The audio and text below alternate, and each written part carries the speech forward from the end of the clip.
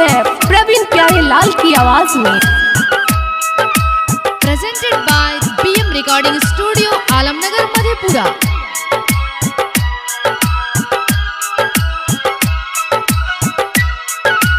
आँख से आंसू बही हमारा आँख में सुखै छै। आँख से आंसू बही हमारा आँख में सुखै छै। तोड़ देलही तो दिल करे जा हमर दुखै छै। गजब के पीर देलही गे करे जा चीर देलही गे। गजब के पीर देलही गे करे जा चीर देलही गे। आँख से आंसू बही हमारा आँख में सुखै छै। आँख से आंसू बही हमारा आँख में सुखै छै। तोड़ देलही तो दिल करे जा हमर दुखै छै।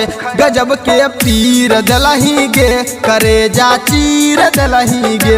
गजब के पीर देलही गे करे जा चीर देलही गे। Sumit Satish Raina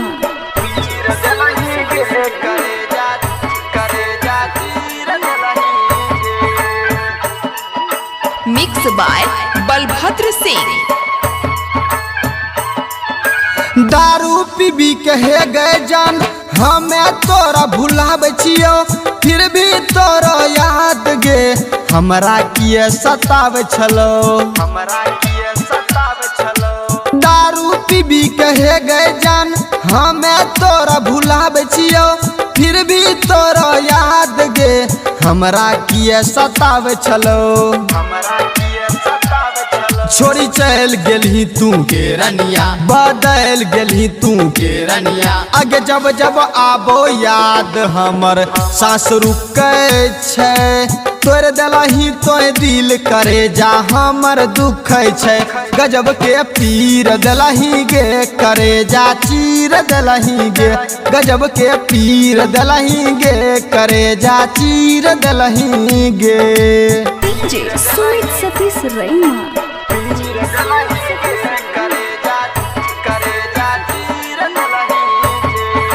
presented by BM recording studio Alamnagar Madhepura.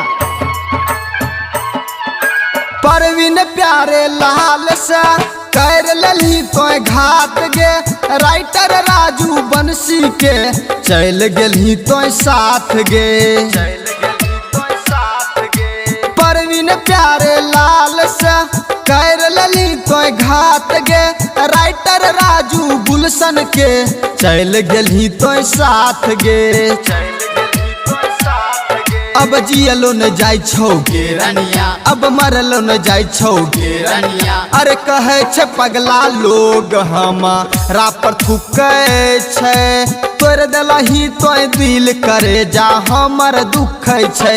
गजब के पीर देलही गे करे जा चीर देलही गे। गजब के पीर देलही गे करे जा चीर देलही गे।